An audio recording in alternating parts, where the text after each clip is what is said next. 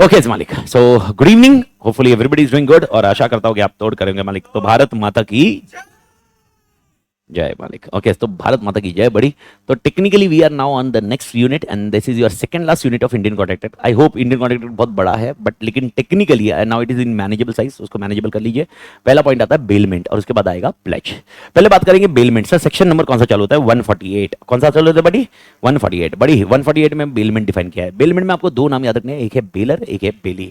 Baler है जो अपना गुड्स देता है, बेली है वो गुड्स लेता है। याद रखना बेलमेंट और सेल्स ऑफ गुड्स में क्या डिफरेंस था। सेल्स ऑफ गुड्स में बायर एंड सेलर है जो ओनरशिप देता है, प्रॉपर्टी देता है, लेकिन बेलमेंट में प्रॉपर्टी नहीं जाती, पोजेशन जाता है। जब सोगा अपन ने पढ़ा था, सोगा के अंदर में क्लियर था तीन तरह की डिलीवरी थी, एक्चुअल था, कंस्ट्रक्टिव था, सिंबॉलिक था। लेकिन बेलमेंट में दो तरह की डिलीवरी है, एक्चुअल एंड कंस्ट्रक्टिव, सिंबॉलिक नहीं होती। अगर मैं इधर बिल ऑफ लीडिंग देता हूं तो ये बेलमेंट है ही नहीं। बेलमेंट में गुड्स जाने चाहिए। तो सर गुड्स क्यों जाते हैं? गुड्स का जाने का, गुड्स देने का पर्पस होता है, कोई तो पर्पस होगा। एग्जाम्पल, मैंने गाड़ी रिपेयर को दी तो रिपेयर इज अ पर्पस। मैंने गोल्डस्मिथ को गोल्ड दिया और मैंने बोला अंगूठी बना के दे, अंगूठी बनाना is a purpose. Okay, Prashant sir मेरे से रैंगलर लेके गए और बोले भाई मैं छत्रपति संभाजी नगर जाके आता हूं। ओके, मैं बोला छत्रपति संभाजी नगर जाना इज अ पर्पस। लेकिन बिलमेंट में आपको दो तरह के बिलमेंट ध्यान रखने होंगे, एक होगा ग्रेटुइटस बिलमेंट, एक होगा नॉन ग्रेटुइटस बिलमेंट। ग्रेटुइटस बिलमेंट में चीजें थोड़ी अलग होगी, नॉन ग्रेटुइटस बिलमेंट में चीजें अलग होगी। तो जब क्वेश्चन आप पढ़ोगे इसमें थोड़ा स्केप्टिकल रहना पड़ेगा। यहां पर क्वेश्चन सॉल्व करते वक्त आपको अलर्ट रहना पड़ेगा। अगर आप क्वेश्चन सॉल्व करते वक्त वो अलर्टनेस नहीं रखोगे और ग्रेटुइटस नॉन ग्रेटुइटस ये मिस कर दोगे तो चीजें अलग हो जाएगी। सर मुझे कैसे समझेगा ग्रेटुइटस है या नॉन ग्रेटुइटस है? ओके, पहली बात तो लिख ही देंगे वो ग्रेटुइटस है या नॉन ग्रेटुइटस है। या दूसरा तरीका ये होगा, ये एक बेलमेंट जो है वो किसी एक को ही फायदा कर रहा है, दोनों को फायदा नहीं कर रहा है। यानी इट विल बी फायदे फॉर बेलर और इट में भी फायदा फॉर बेली। एग्जांपल, मैंने प्रशांत सर को कार दे दी, ये फायदा किसके लिए? बेली के लिए, क्योंकि प्रशांत सर कौन है? बेली और मैं कौन हूं? बेलर। क्या मैंने कार का भाड़ा लिया? नहीं। तो इसको अपन बोलते हैं bailment for the belly benefit. Okay, मैं बाहर जा रहा था तो मैंने विनोद सर के घर पे सोना रख के गया मेरा, मैं बोला मैं बाहर जा रहा हूं, मेरा सोना संभाल के रखना, मैं आऊंगा तो सोना ले लूंगा। ओके, ये भी बेलमेंट ही है, लेकिन इसमें बेनिफिट किसका है? बेलर का, बेली का नहीं है। ओके, तो आपको क्वेश्चन कौन सा है, कौन सा कंटेक्स्ट है, ये सब देखोगे तो ही ये सॉल्व होगा। ड्यूरिंग मेन लेक्चर मैंने ये क्लियरली हर एक कॉन्सेप्ट के बारे में दिखाया था, इसमें इसका फायदा है। तो मैं हमेशा दो नाम यूज कर रहा हूं, प्रशांत सर और विनोद सर का। तो प्रशांत सर का केस आया तो याद रखना बेली का फायदा है, विनोद सर आया तो बेलर मतलब मेरा फायदा है। तो मैं विनोद सर को गुड्स दे रहा हूं रखने के लिए और मैं प्रशांत सर को गुड्स दे रहा हूं फॉर प्रशांत सर के फायदे के लिए। Is that point clear? ये सर तरीके है। ओके, याद रखना पैसा देना इज नॉट ए बेलमेंट। यानी अगर मैं पैसा दे रहा हूं, मेरा पैसा तुम्हारे पास रखने के लिए दे रहा हूं, बैंक में रखने को दे रहा हूं, इसको बेलमेंट नहीं बोलते। अच्छा, सर्वेंट अगर मेरे गुड्स लेके जाता है, क्या ये बेलमेंट है? नहीं, ये कस्टडी है। कस्टडी एंड पोजीशन में डिफरेंस पकड़ो। ओके, कस्टडी मतलब मेरा ही एजेंट, मेरे ही गुड्स लेकर रहा है, तो it is not a bailment, it is a custody. Okay, यानी एग्जांपल, अगर एक गोडाउन है, वो गोडाउन में मेरे गुड्स पड़े और वो गोडाउन में सिक्योरिटी गार्ड मेरा है। अब मैं नहीं बोलूंगा मैंने बेलमेंट किया था सिक्योरिटी गार्ड को, ये क्या थी? मेरी कस्टडी में है, खाली मेरी जगह देखरेख करने वाला कोई तो बंदा है। तो लेकिन इसकी जगह मैंने गुड्स किसी थर्ड पार्टी के गोडाउन में मैंने भेज दिए, ओके, कंसाइनी वगैरह वगैरह ऐसे कुछ भेज दिए, तो इसको हम क्या बोल सकते हैं? बेलमेंट। अच्छा, शर्ट का कपड़ा मैंने खरीदा, शर्ट का कपड़ा मैंने सीने के लिए दिया, इसको क्या बोलेंगे अपन? बेलमेंट। वो टेलर कौन हुआ? बेली। मैं कौन हुआ? बेलर। आई होप बैकग्राउंड पूरा क्लियर हो गया, रिफ्रेश हो गया। सर इसमें क्या करना था? इसमें अगर आपको याद है तो चार चीजें करनी है। ड्यूटीज ऑफ बेलर समझना है, ड्यूटीज ऑफ बेली समझना है, राइट्स ऑफ बेलर समझना है, राइट्स ऑफ बेली समझना है, और इसके बाद अपन समझेंगे बेलमेंट टर्मिनेट कैसे होता है। अगर ये पांच चीजों पे कंट्रोल आ गया तो बेलमेंट तुम्हारे हाथ की बात है। तो प्लेज में तो मां कसम कोई लेना देना तक नहीं है। I hope you remember, pledge में चार सेक्शन है लेकिन चारों चुमुक सेक्शन है, मतलब एकदम इजी टू मैनेज सेक्शन है। प्लेज में खाली क्या फर्क होता है? Pledge is also a bailment, लेकिन प्लेज किया जाता है फॉर द गुड्स और उसके अगेंस्ट क्या लिया जाता है? पैसा। ये लोन वगैरह, लोन वो कॉन्टेक्स्ट होता है प्लेज का पॉइंट। आई होप ये रिमेंबर होगा। ओके, जब प्लेज किया जाता है तो प्लेज में पॉनर और पॉनी होगा, तो अपन बाद में देखेंगे।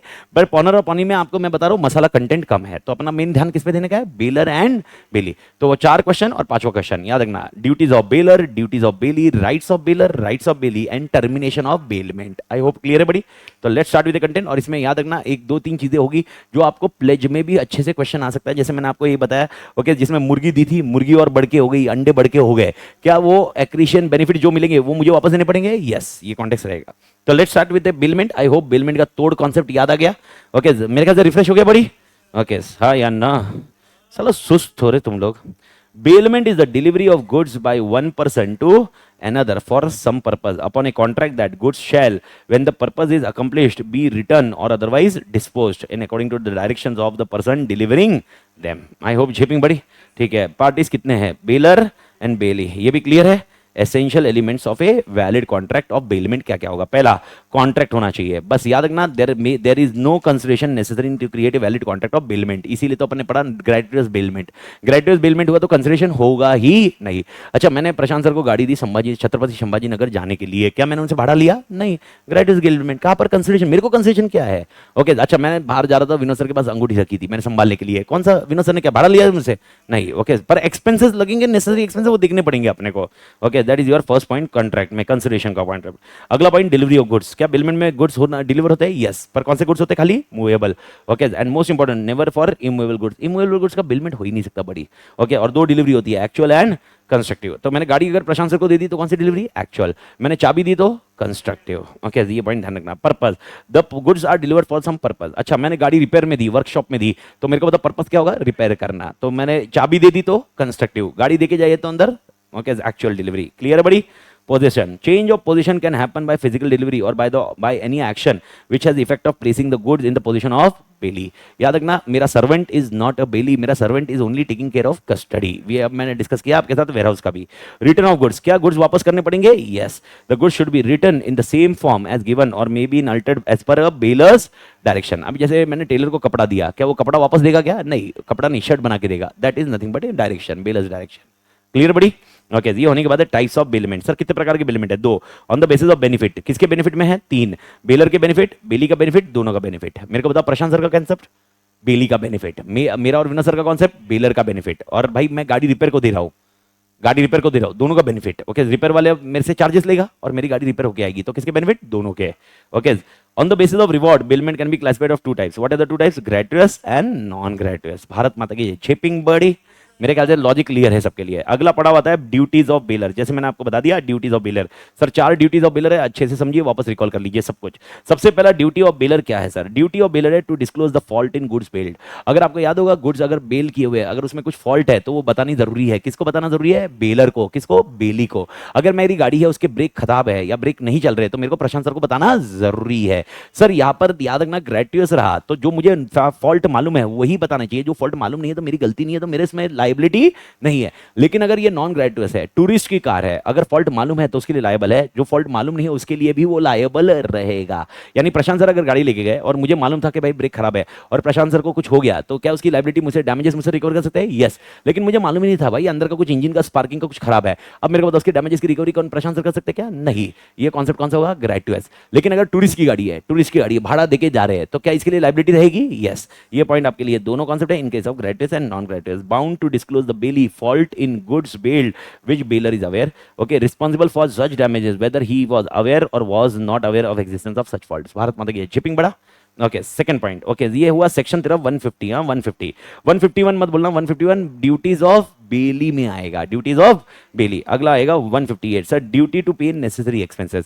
सर एक्सपेंसेस कौन बियर करेगा? याद रखना, ग्रेटुइटस बेलमेंट रहा तो नेसेसरी एक्सपेंसेस मैं बियर करूंगा और एक्स्ट्राऑर्डिनरी एक्सपेंस भी मैं बियर करूंगा। लेकिन इसमें याद रखना, अगर आपने प्रशांत सर और मेरा लॉजिक लगाया तो नहीं बैठेगा ये, लेकिन मेरा और विनोद सर का लॉजिक लगाओ। विनोद सर को मैं सोना रख के गया और मैंने बोला विनोद सर बैंक में रखना, तो मेरे को बता बैंक का जो खर्चा आएगा वो कौन बियर करेगा? मैं बियर करूंगा, बेलर बियर करेगा। Duty to bear necessary expense. अगर कुछ एक्स्ट्राऑर्डिनरी एक्सपेंसेस लगे, यानी कुछ भी और एडिशनल एक्सपेंस लगे, कौन बियर करेगा? मैं। लेकिन अगर ये नॉन ग्रेटुइटस बेलमेंट है तो कौन बेलर कौन सा एक्सपेंस बियर करेगा? खाली एक्स्ट्राऑर्डिनरी। नेसेसरी एक्सपेंस तो ऑटोमेटिकली वो बियर हो ही रहा है। ओके, तो आपको ध्यान रखना होगा in case of gratuitous bailment, in case of non gratuitous bailment. Okay, repay the bailee the necessary expense incurred by the him and extraordinary expenses incurred by him for the purpose of bailment. In case of non gratuitous bailment, liable to pay extraordinary expenses incurred to the bailey। Bharat माता की जय। Shaping बड़ी। अगला section आता है 159 duty to indemnify bailee for premature termination. Sir इसमें याद रखना, मैं वापस बोल रहा हूँ सर, ये वाला कॉन्सेप्ट आपने देखा होता है, विनोद सर का लॉजिक लगाना, विनोद सर का लॉजिक। लेकिन जब ये मैं प्रीमैच्योर टर्मिनेशन की बात कर रहा हूँ, इसमें प्रशांत सर का लॉजिक लगाना। ओके, मैंने प्रशांत सर को गाड़ी दी थी, किसका फायदा हो रहा था? बेली का। ओके, बेली के फायदे के लिए बेलमेंट हुआ था ना, लेकिन मैंने उसको प्रीमैच्योर टर्मिनेशन कर लिया। प्रीमैच्योर टर्मिनेशन कर लिया मतलब प्रशांत सर में से 7 दिन के लिए गाड़ी लेके गए थे, मैं तीसरे दिन गाड़ी मंगा लेता हूँ, क्या प्रशांत सर को नुकसान हो सकता है? यस। वो नुकसान होगा तो वो डैमेजेस क्लेम कर सकते हैं? यस। तो मेरी ड्यूटी है वो डैमेजेस को उसको इंडेमनीफाई करना। क्या करना? इंडेमनीफाई करना। Is that point clear? But लेकिन खाली कौन से, ये प्रीमैच्योर टर्मिनेशन खाली किसके लिए एप्लीकेबल है? ग्रेटिट्यूडस। किसके लिए एप्लीकेबल है? Gratuitous. Is that point clear? Bailor की जिम्मेदारी है। किसकी जिम्मेदारी है? बेलर। भारत माता की शिपिंग। ओके और बेलर की जिम्मेदारी और बेली के लिए क्या है 164 indemnify for any losses which bailee may sustain by reason that bailor was not entitled to make the bailment or receive back the goods. यानी आपको अगर एक कॉन्सेप्ट याद होगा कि भाई यार गाड़ी मैंने दी है प्रशांत सर को, लेकिन एक्चुअली गाड़ी किसी और की थी, थर्ड पार्टी की थी, और थर्ड पार्टी विनोद प्रशांत सर से क्लेम करता है और या प्रशांत सर पे केस करता है, क्या प्रशांत सर को केस फाइट करना पड़ेगा? यस। ओके तो उस केस का पैसा कौन देगा? Baler. This is what is scenario guys. I hope clear है बड़ी। एंड अल्टीमेटली मेरे को बताओ क्या मेरी ड्यूटी है टू गुड्स वापस लेने की? Answer is yes. तो बेलमेंट जब खत्म होएगा तो गुड्स वापस को देने की जिम्मेदारी किसकी? बेली की। लेने की जिम्मेदारी किसकी? बेलर की। ये चार ड्यूटी है। मैं आपको याद दिला दूं ड्यूटी ऑफ बेलर, ऐसा डायरेक्ट क्वेश्चन नहीं आएगा, लेकिन इन चार में से कोई भी एक कॉन्सेप्ट इंडिविजुअल केस स्टडी के लिए आ सकता है। बस आपको ध्यान रखना होगा बेलर है बेली कैसी बात की हुई है, ग्रेटिवस है या नॉन ग्रेटिवस है, इस पे देखो आप आंसर अलग अलग जा रहा है। लेकिन मैं जब बेली की बात करूंगा तो बेली में ना चीजें बहुत अलग है। बेली में खास बात क्या मालूम है क्या? बेली में सीधा एक लाइबिलिटी है, ग्रेटिवस हो या नॉन ग्रेटिवस। और बेली में कौन कौन आ गए? विनोद सर भी आ गए, प्रशांत सर भी आ गए। तो सर बेली की ड्यूटीज क्या है तो देख लेते हैं। ड्यूटीज ऑफ बेली क्या है? इसमें मसाले से ज्यादा लॉजिक याद रखना। सबसे पहला उस गुड्स का ध्यान रखने की जिम्मेदारी किसकी? बेली की। सेक्शन 151 अगर वो गुड्स का डैमेज हो गया तो क्या बेली लायबल रहेगा? यस। लेकिन एक 152 में एक्सेप्शन है, अगर बेली ने वही ध्यान रखा जो उसके गुड्स का ध्यान रखता है, क्या वो लायबल रहेगा? नहीं। 152 में ये कॉन्सेप्ट देखा। Is that point clear? तो 151 152 151 में डैमेजेस कुछ भी हो रहेगा तो लायबल रहेगा, लेकिन अगर वो खुद के गुड्स का भी ऐसे ध्यान रखता है तो लायबल नहीं रहेगा। इसका एग्जांपल मैं देता हूं, अगर गोल्ड विनोद सर ने जहां पर घर पे रखते हैं उधर ही मेरा रखा और चोरी हो गया, क्या वो लायबल रहेंगे मेरे लिए? नहीं। लेकिन विनोद सर ने खुद का गोल्ड बैंक में रखा और मेरा गोल्ड घर पे रखा और कुछ हुआ, क्या डैमेजेस के लिए लायबल है? Yes. 151 152 is that point clear? Okay Prashant sir को मैंने बोला था गाड़ी किधर लेके जानी है? छत्रपति संभाजी नगर। ओके 153 154 वही प्रशांत सर किधर लेके गए? गोवा। ओके मां कसम तुमने इनकंसिस्टेंट यूज ऑफ गुड्स किया, क्या मैं डेवलपमेंट को टर्मिनेट कर सकता हूं? यस। ये प्री मैच्योर का कॉन्टेक्स्ट ही नहीं है, ये प्रीमेच्योर का कॉन्टेक्स्ट ही नहीं है। Is that point clear? ये पॉइंट आप ध्यान रखिए। तो इनकंसिस्टेंट है तो मैं वाइडेबल कॉन्टेक्ट हो गया। कौन सा कॉन्टेक्ट हो गया? वाइडेबल। और दूसरी चीज ओके यहाँ पर इनकंसिस्टेंट गुड्स की वजह से अगर कोई डैमेज हुआ है तो मैं रिकवर कर सकता हूं। इवन इफ प्रशांत सर अपने गुड्स का बहुत अच्छे से ध्यान रखा फिर भी डैमेज हुआ तो भी मैं रिकवर कर सकता हूं। सर इसका एग्जांपल ओके यानी एग्जांपल प्रशांत सर गाड़ी कोई भी गलत नहीं चला रहे थे, लेकिन गोवा लेके गए, गोवा लेके गए और उधर गाड़ी पूरी ढंग से चला था। प्रशांत सर की 1 रुपए की गलती नहीं है, लेकिन कोई गाड़ी ठुक के गई तो मेरी रिकवरी किससे होगी? प्रशांत सर से। मेरे को घंटा फर्क नहीं पड़ता। लेकिन अगर प्रशांत सर छत्रपति संभाजी नगर लेके गए गाड़ी को, अब मेरे को बताओ उधर कुछ डैमेज हुआ और प्रशांत सर से गलती नहीं है, क्या प्रशांत सर लायबल है? नहीं। 151 152 ये एक्सेप्शन वाला पॉइंट था, लेकिन उन्होंने इनकंसिस्टेंट यूज किया इसलिए वो लायबल रहेंगे। 153 154 इज दैट पॉइंट क्लियर? तो 153 154 के लिए कहानी क्या है? Not to make inconsistent use of goods. 153 154 याद रखना। इसमें हुआ तो कॉन्ट्रैक्ट क्या होगा बड़ी? वाइडेबल होगा प्लस क्या रहेगा? डैमेजेस। और इसमें जब इसमें वाइडेबल मतलब मैं वाइड करूंगा तो इसमें प्रीमैच्योर टर्मिनेशन होगा, तो प्रीमैच्योर टर्मिनेशन के लिए उसको डैमेज उसको मेरे को I am not liable to pay Prashant sir damages because he has used inconsistently my goods. I hope ये क्लियर है बड़ी। ओके अगला point not to mix the goods. I hope आपको याद होगा 155 156 157 इजी आंसर है। ओके पहला point अगर मेरे कंसेंट से विनोद सर का ओके सेम लॉजिक है, ओके हमारा सेम लॉजिक है। ओके गेहूं दिया मैंने विनोद सर को और गेहूं विनोद सर के पास ही था उनके गोडाउन में। ओके मैंने बोला मिक्स कर दो, बाद में आऊंगा जो भी दे दोगे अब दे लेना। ओके तो अगर ये मिक्स कर दिया तो इसके कॉस्ट ऑफ अलग करने की जिम्मेदारी किसकी होगी? दोनों की, बेलर एंड बेली। ये 155 होता है। आत्मा क्लियर? 150 आएगा, लेकिन मेरे कंसेंट नहीं था, मेरा कंसेंट नहीं था और गुड्स मिक्स कर दिए, बेली ने मिक्स कर दिए, तो अब मेरे को बताओ उसको सेपरेट करने का कॉस्ट कौन बेयर करेगा? बेली। ओके ये बेली करेगा और मेरे को सेपरेट करके दे देगा। लेकिन अगर गुड्स सेपरेबल नहीं है, गुड्स सेपरेबल नहीं है, मेरे चावल कोहिनूर थे, ओके बेली के चावल टुकड़ा थे और वो दोनों ने मिक्स कर दिए, याद आया बड़ी? ओके अब यहाँ पर वो सेपरेबल नहीं है तो इस केस में 157 बोलता है यहाँ पर डैमेजेस देगा। कौन डैमेजेस देगा? बेली देगा। किसको? बेलर को देगा। तो मेरे को बताओ 155 156 157 क्लियर है क्या बड़ी? 155 ओके मेरे को बताओ किसके कंसेंट से गुड्स मिक्स हुए? Bailor plus bailee. I hope जेपिंग buddy. Okay 156 okay no consent, consent के बिना हुए, और 157 भी नो कंसेंट। ओके तो बस 157 और 156 में डिफरेंस क्या है? 156 में ओके सेपरेबल है, 157 में not separable. Is that point clear? Okay मेरे ख्याल से 155 156 157 झेपा क्या दिमाग में रहेगा क्या? ये पॉइंट क्लियर है? 155 156 157 155 वापस बोल रहा हूँ कंसेंट से मिक्स किए। ओके कोई दिक्कत नहीं, कॉस्ट बियर कर लो, दोनों के दोनों बियर कर लो। 156 आपने कंसेंट नहीं था फिर भी मिक्स किए लेकिन सेपरेबल थे, तो जो भी कॉस्ट आएगा वो कौन बियर करेगा? बेली। 157 मिक्स किए सेपरेबल नहीं हो सकते तो डैमेजेस जो कौन बियर करेगा? बेली। भारत माता की चेपा बड़ी। ओके तेरा गुड्स जैसे ही हो गया काम हो गया तो रिटर्न करने की जिम्मेदारी किसकी है? बेली की। और अगर तू रिटर्न नहीं कर पाया, 160 बोलता है तूने रिटर्न करना चाहिए, लेकिन अगर तू रिटर्न नहीं कर पाया और उसके बाद कोई भी डैमेज हुआ, वो डैमेज हुआ, वो गुड्स डैमेज टू गुड्स हुआ, तो उसको कौन बियर करेगा? बेली बियर करेगा। कौन बियर करेगा? बेली। लेकिन अगर बेली दे रहा था, बेली दे रहा था, किसको दे रहा था? बेलर को, रिटर्न कर रहा था, और बेलर नहीं लेके गया, और उसके बाद बेली के पास ही गुड्स पड़े थे, और उसके बाद कुछ नुकसान हुआ, उसकी रिस्पांसिबिलिटी किसकी होगी? बेलर की, बेली की नहीं।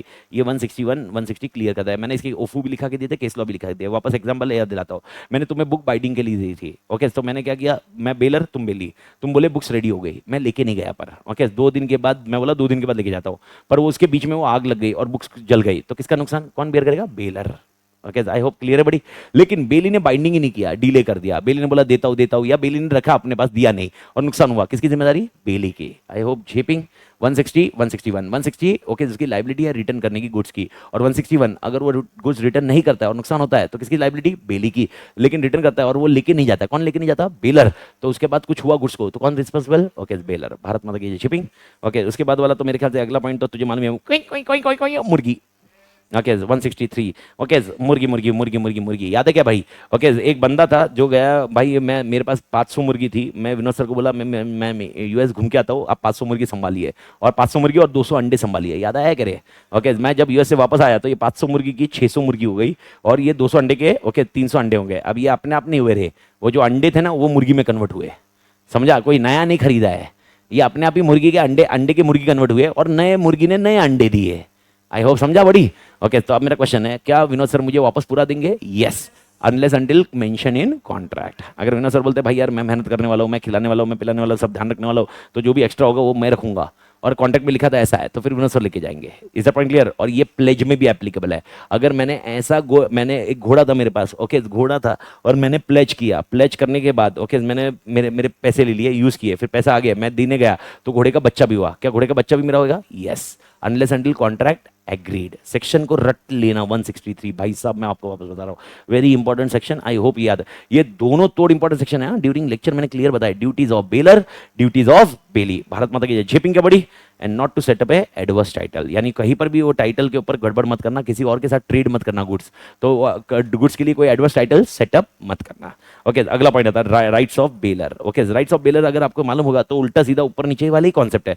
तो बेलर के राइट्स क्या है? Right to terminate the bailment. मेरे को बताओ ये कब होगा? जब वो गुड्स गोवा लेके जाएंगे, याद है क्या बड़ी? तो अगर ये इनकंसिस्टेंट यूज होगा तो टर्मिनेट कर सकते हैं। Sir right to demand back the goods, क्या वो अपने गुड्स डिमांड बैक कर सकते हैं? भारत माता की yes. Okay, right to file a suit against wrongdoer, ये 180 181 याद है क्या बड़ी? ओके, 180 181 में क्या था? 180 अगर कोई थर्ड पार्टी ओके अपने बेलमेंट गुड्स के साथ कुछ करता है, क्या बेलर और बेली दोनों में से कोई भी केस फाइल कर सकता है? यस। और जो कंपनसेशन आएगा, जो रिवॉर्ड आएगा, वो रिवॉर्ड कौन डिवाइड करेगा? Depend on bailor and bailee. 181 182 180 181 याद आएगा बड़ी? ठीक है, बढ़िया। Right to sue the bailee, क्या ये बेली पे केस फाइल कर सकता है? यस। गुड्स अगर नहीं दिया तो बेली पे केस फाइल कर सकता है। And most important, right to compensation. Sir ये एग्जांपल भी मैंने बता चुका हूं, गोवा में गुड्स लेके गया और कुछ नुकसान हुआ, ओके, वैसे तो उन्होंने ध्यान रखा था, किसने ध्यान रखा था? प्रशांत सर ने, लेकिन फिर भी नुकसान हुआ, क्यों? इनकंसिस्टेंट यूज हुआ। Can I claim the compensation? बात खत्म। बात ये वाला लॉजिक आप, आई होप ये पॉइंट ऊपर से क्लियर है पूरा।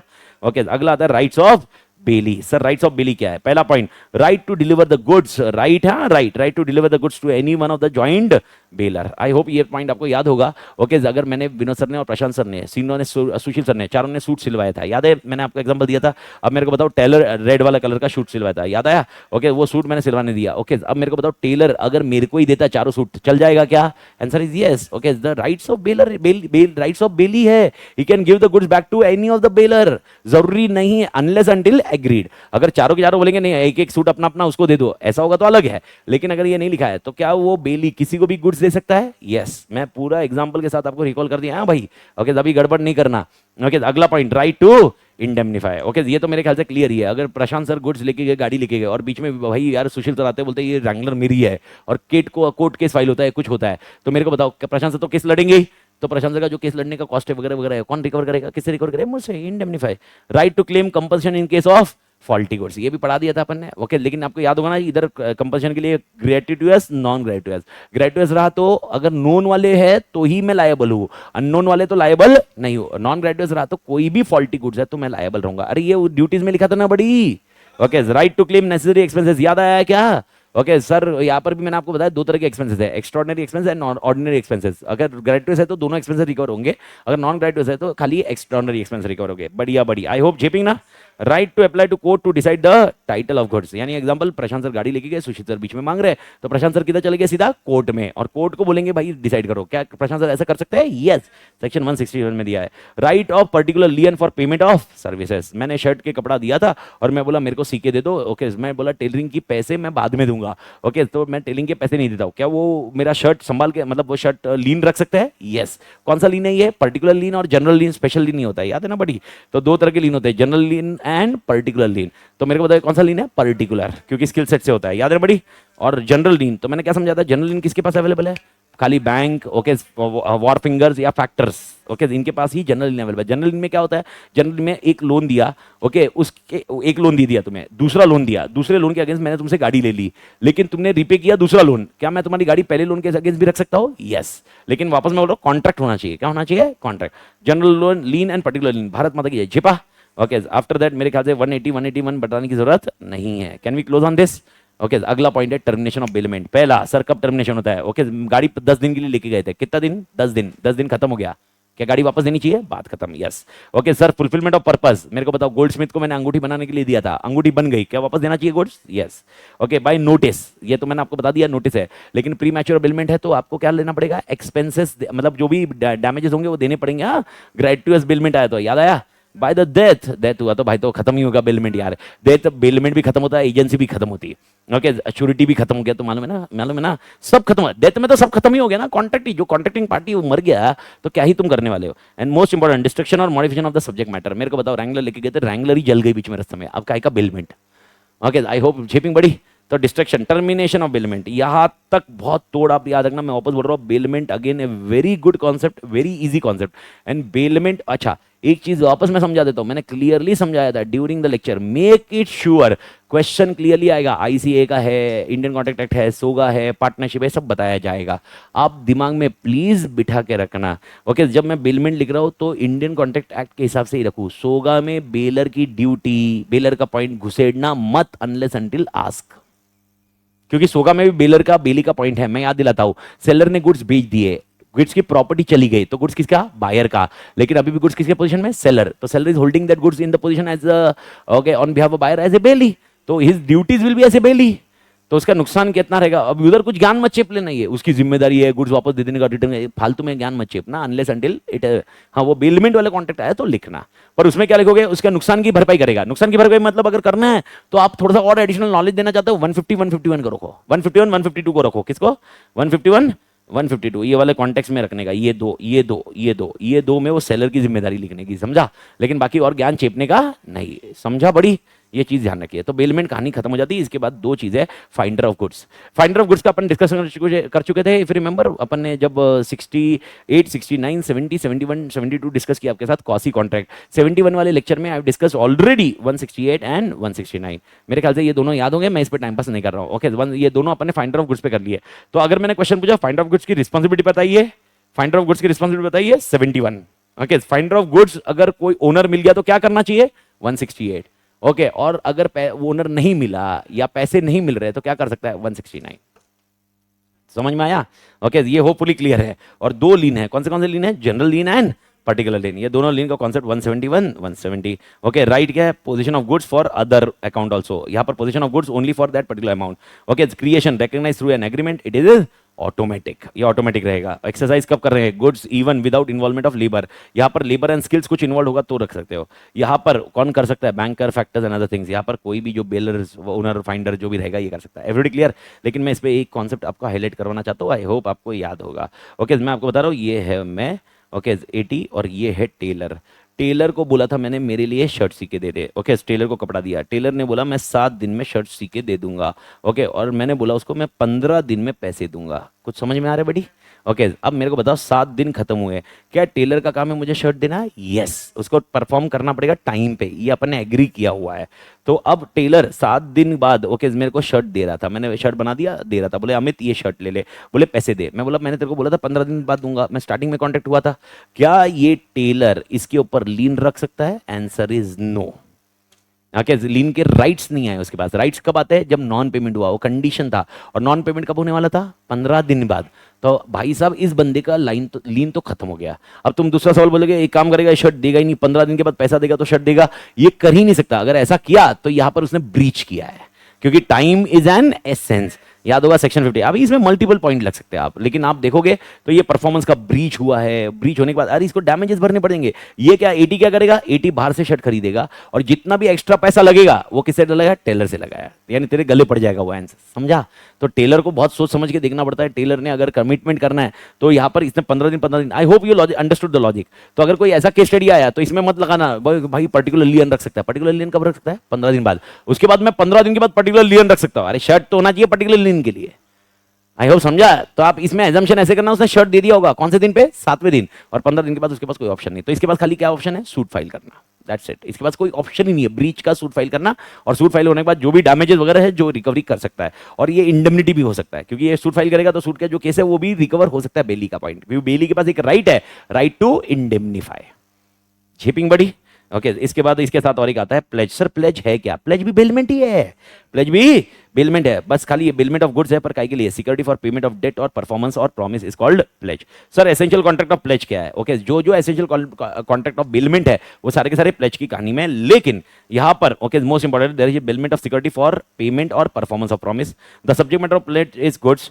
Goods pledge shall be in existence, very important and most important, delivery of goods from pledger to pledgee. और प्लेजर और प्लेजरी का नाम दूसरा है पाउनर और पाउनी। इसमें सिर्फ आपको सेक्शन याद रखना है। ओके, याद रखिए, मैं वापस बोल रहा हूँ, सेक्शन एकदम अलग ही है, हटके है। 173, 174, 175, 176 ये किसके राइट्स है? पाउनी के, पाउनी के। 173, 174, 173, 174, 175, 176 ये पाउनी के राइट्स है, और 177 ये किसका राइट्स है? पाउनर का। Every point clear? तो मैं पाउनी के राइट्स में बता रहा हूं, राइट्स ऑफ पाउनी और प्लेजी। सर कौन से राइट्स है? पहला okay, right to retain goods of pledge. Pledge जो गुड्स रखे हुए क्या उसको रिटेन कर सकता है? यस, लेकिन इसे मसाला याद करना पड़ेगा आपको। मसाला रिकॉल करो। सर ये रिटेन कर सकता है के लिए? खाली प्रिंसिपल के लिए या इंटरेस्ट के लिए भी? इंटरेस्ट के लिए भी रिटेन कर सकता है। भारत माता की जय। किसके लिए रिटेन कर सकता है? इंटरेस्ट के लिए। Is that point clear buddy? Okay, वो रिटेन कर सकता है। Second okay, right to retention for subsequent debts. ये कौन सा लीन हो गया? General lien. पर ये मैंने आपको क्लियरली बताया था, अगर कॉन्ट्रैक्ट रहा तो जनरल लीन हो सकता है। ये समझा क्या बड़ी? यानी एग्जांपल सपोज डेट ए दिया था, लोन ए दिया, लोन ए के सामने मैंने तुमसे गाड़ी ले ली या सोना ले लिया, लोन बी दिया बिना कुछ के, तुमने लोन ए रिपे कर दिया, लोन बी नहीं किया, क्या मैं लोन बी के अगेंस्ट भी ये गाड़ी रख सकता हूं? यस, लेकिन कॉन्ट्रैक्ट में लिखा होना चाहिए कि मैं तुम्हारी गाड़ी किसी भी लोन के लिए रख सकता हूं। क्लियर है बड़ी? 173, 174 भारत माता की दिमाग में झेप रहा है कि नहीं सालो? हाँ या ना? पक्का ना? ओके, अगला point, pawnee is right to extraordinary expenses incurred. Okay, क्या उसके पास मेरी सिक्योरिटी थी? वो सिक्योरिटी में कुछ एक्स्ट्राऑर्डिनरी एक्सपेंसेस लग गए। सर एक्स्ट्राऑर्डिनरी एक्सपेंसेस मतलब उसको प्रोटेक्ट करने के लिए लग गया, उसको मेंटेन करने के लिए लग गया, क्या वो मुझसे रिकवर कर सकता है? यस, लेकिन याद रखना उसके लिए ये पर्टिकुलर राइट ऑफ लीन नहीं होगा, इसके लिए पर्टिकुलर राइट क्या होगा? केस करने का होगा। किसका होगा? केस करने का। एंड लास्ट कॉन्सेप्ट है ओके, पाउन इज राइट। अगर तूने, पाउनर ने डिफॉल्ट किया, तूने पैसे ही नहीं दिए मुझे, सर पैसे नहीं दिए, तो मैं क्या कर सकता हूं? दो ऑप्शन, तेरे ऊपर केस कर सकता हूं, ओके ये वाला पॉइंट होगा, या तो तेरे गुड्स बेच सकता हूं। तो मेरे पास दो ऑप्शन होगा, या तो क्या कर सकता हूं? Bring a suit and retain the goods pledged as a collateral security. मैं तेरे को दूंगा ही नहीं। या दूसरा पॉइंट क्या कर सकता हूं? May sell the thing on giving the pawnor reasonable notice. और याद रखना, अगर पैसा कम आया तो मैं क्या करूंगा? तेरे से केस फाइल करके, सूट फाइल करके रिकवर करूंगा, और पैसा ज्यादा आया तो जो एक्स्ट्रा है वो तेरे को दे दूंगा मैं। भारत माता की जय। शिपिंग बड़ी? पक्का? Okay, rights of pawnor. Sir rights of pawnor क्या है? Pawnor has rights, okay all rights of bailor to recover the back the goods by making the payment of debt or performance. याद है? Redeem the goods. Redeem the goods मतलब देखो 20 जून को due date था, तुमने पैसे नहीं दिए। अब मेरे को बताओ, क्या 21 जून को बैंक वो गुड्स बेचने के लिए, ऑक्शन के लिए जा सकती है? यस, लेकिन ओके तुम्हारे पास 25 जून को पैसे आ गए, क्या 25 जून को तो पैसे देके क्या वो गुड्स रिकवर कर सकते हो? यस, लेकिन अगर बैंक ने ऑक्शन किया होगा, ऑक्शनर अपॉइंट किया होगा, इसके कुछ चार्जेस लगे होंगे, क्या वो चार्जेस भी तुम्हें पे करने पड़ेंगे? यस, ये पॉइंट आप ध्यान रखना। ये किस right to redeem the goods है? क्या है? Right to redeem the goods. Bharat माता की झेपा। एंड इसके बाद एक सेपरेट आंसर है जो मेरे ख्याल से सोगा में भी आपको याद होगा। Okay, sale by non owners, similarly pledge by non owners. 178, 178 A, 179 ये याद रखिए। 178, 178 ए, 179, 178 सेम मर्केंटाइल एजेंट, याद है ना buddy? 179, 178 A by the under voidable contract, और कॉन्ट्रैक्ट अभी तक वॉइड नहीं हुआ है। एंड भाई 179, आई डोंट नो कितने जन को याद होगा, pledge by pawnor only having limited interest. Okay मेरे को बताओ, अगर इसके दो एग्जांपल मैं रिकॉल करके दे रहा हूँ, याद रखना। ओके मुझे फोन मिला, ओके ए को फोन मिला, फोन का स्क्रीन खराब था, स्क्रीन रिपेयर किया 2000 रुपए में, याद है बड़ी। ओके क्या ए प्लेज रख सकता है? यस, खाली कितने तक का? 2000 से ज्यादा वो प्लेज कर नहीं रख सकता। ओके लिमिटेड इंटरेस्ट, याद आया बड़ी। दूसरा एग्जांपल दे रहा हूं, ओके मैंने ए80 ने ओके अपना सोना रखा था 10, मतलब सोना बहुत ज्यादा था। ओके बैंक ए के पास लोन रखा, बैंक ए से लोन लिया और उसने सोना गिरवी रखा, और ये बैंक ए ने 1 लाख रुपया लोन दिया। कितना दिया बड़ी? 1 लाख। क्या बैंक ए भी बैंक बी के पास ये प्लेज रख सकती है? यस, लेकिन खाली कितना? 1 लाख प्लस इंटरेस्ट जितना, उससे ज्यादा नहीं, क्योंकि ये लिमिटेड इंटरेस्ट है। आई होप समझा, ये पूरा इंटरेस्ट नहीं है। भारत माता की जय। दोनों एग्जाम्पल क्लियर है क्या? मेरे ख्याल से क्लियर। एंड लास्ट पॉइंट है, प्लेज बाय को ओनर इन द पोजीशन, जिसके पोजीशन में तो अगर दूसरे को ओनर है उनसे पूछ के ले सकते हैं। यानी एक ऐसे, मतलब मेरे पास गोल्ड है, विनोद सर का, मेरा, प्रशांत सर का और सुशील सर का, और मैंने बोला मैं प्लेज रखना चाहता हूँ, तीनों से पूछ लिया, ओके डन, मैं रख सकता हूँ, कोई दिक्कत नहीं है। ओके बट इसका कोई सेक्शन नहीं है। और प्लेज बाय सेलर और बायर इन पोजीशन, ये तो अपन सेक्शन 30 सोगा में भी देख चुके हैं। सोगा में सेल भी ओके वैलिड है, इसमें भी ये प्लेज भी वैलिड है। भारत माता की शिपिंग बड़ी। ओके बेलमेंट एंड प्लेज की कहानी है, पढ़ लेना, ठीक है, 5 है। Okay I hope bailment is clear. Bailment and pledge. Sir bailment में कौन सा तोड़ इंपॉर्टेंट है? Okay duties of bailor, duties of bailee, right में आप मोटा मोटी ध्यान रख लीजिए। एंड टर्मिनेशन, ये पॉइंट ध्यान रखिए। और वैसे अगर आप पाउनर पाउनी आप बोल रहे हो प्लेज भी, तो पाउनर और पाउनी में क्या ही इंपॉर्टेंट है? अरे पाउनी का बस इतना सा अच्छे से पढ़िए कि ये जो राइट्स है ना, ये इसमें ये राइट्स कैसे यूज कर पा रहा है, बस इतना। यानी एग्जांपल 173, ओके वो रिटेन कर सकता है क्या प्लेज गुड्स? ये रिटेन मतलब कौन सा रिटेन हुआ? पर्टिकुलर लियन, पर ये प्रिंसिपल प्लस लो इंटरेस्ट दोनों के लिए कर सकता है। ये मसाला मेन है इसमें, इन चारों में। ये मैंने जो मसाला समझाया आपके साथ वही मैंने। भारत माता की जय। तोड़ मालिक क्लियर? तो अस्ताला वेस्ता।